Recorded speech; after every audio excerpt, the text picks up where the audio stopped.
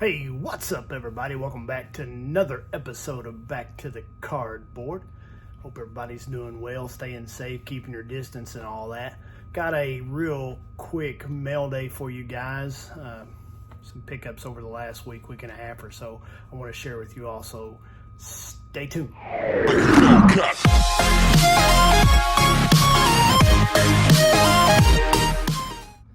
Hey, look at some of my pickups here recently. First off, we're going to look at a 61 Topps Reds Heavy Artillery with Veda Pinson, Gus Bell there, and Frank Robinson. This is the 61 Topps Heavy Artillery. Veda and Bell that year, along with Wally Post in the outfield, and Frank Robinson at first. Ended up finishing 6th in the league that year. I think they would have done a little better than that with that artillery, but I assume their pitching let them down. Plus, they were plagued with some injuries that year as well. That's a 61 Reds Heavy Artillery. Of course, in 61 that year, they ended up winning the National League pennant, but losing the World Series in 5 games to the Reds. So that's the 61 Topps. And then next up, we got a 2001 Fleer Greats of the Game with Mr. Sparky Anderson there.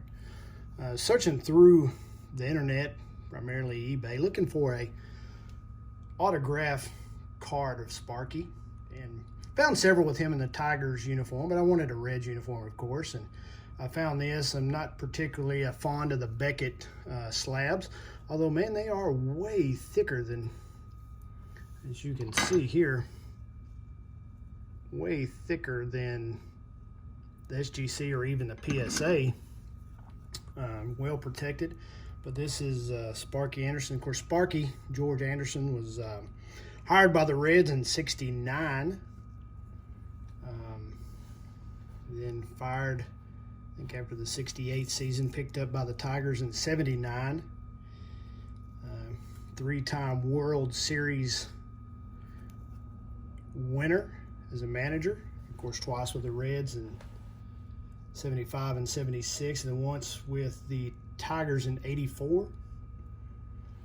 2-time Manager of the Year, both of those with the Tigers. Surprised he wasn't Manager of the Year in '75 and '76 with the Reds, but he wasn't. Of course, his numbers retired with the Reds and the Tigers. Elected into the Baseball Hall of Fame in 2000, year 2000. So it's the manager, Sparky Anderson. Great manager with the Reds back in the day, and the Tigers both. Then next up, look at Adolfo Luque, probably one of the best right-handed pitchers to pitch for the Reds of the day. Dolph pitched from 1914 through 1935. He was with the Reds from 1918 through 29. One of only a handful of Cuban-born players to play in the majors during the non-whites excluded days. He also pitched a little with the Negro Leagues. Known for his bat, too. Not only was he a good pitcher, but he's also a good hitter. Had a .227 lifetime average, 5 home runs, 90 RBIs. Very patient at the plate, drawing 70 walks, over 1,000 plate appearances.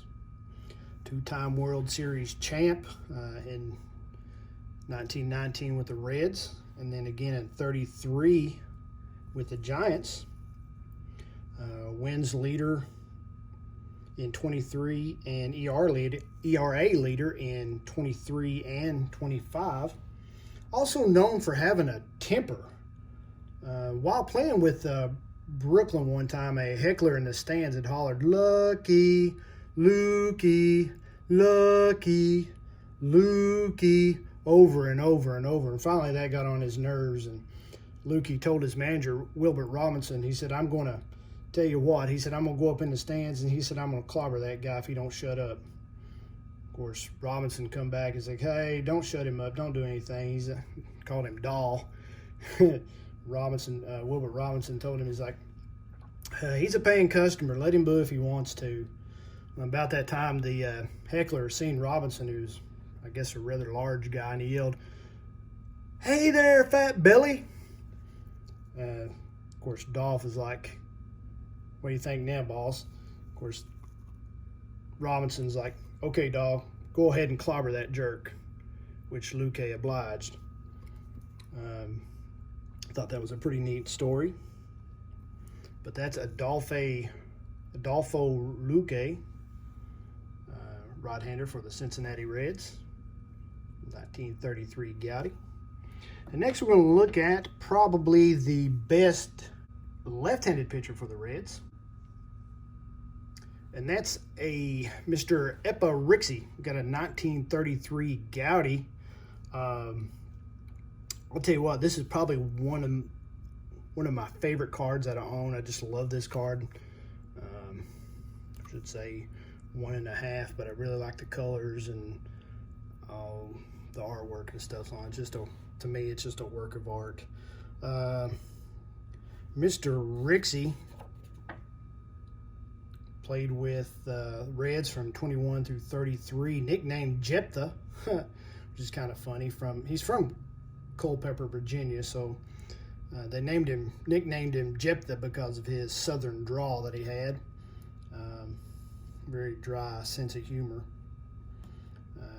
He held the National League record for victories until Warren Spahn broke it in 1959. He also held another record for losses, I guess, which still stands to this day. He has 251 career losses for a left-handed pitcher. Also in 1969, he was voted as by the fans as the Reds' best all-time left-handed pitcher. When he played for the Reds, he had 179 victories, 148 losses, 180 complete games. He had 23 shutouts and a 3.33 ERA in 13 seasons, which is pretty good. He was elected to the Baseball Hall of Fame in 1963, and upon hearing that, he commented that they're really scraping the bottom of the barrel now, which I thought was kind of funny. The only player to die between his election and his induction there in 63 died of a heart attack before he was technically inducted into the Hall of Fame. But he's a great golfer. Jephthah was considered somewhat of an anomaly. He came from a well-to-do family, which is kind of an anomaly for the time, and something that was rare during that era. He wrote poetry, took graduate school classes in chemistry and mathematics and Latin. He even taught Latin at the Episcopal High School during the off season.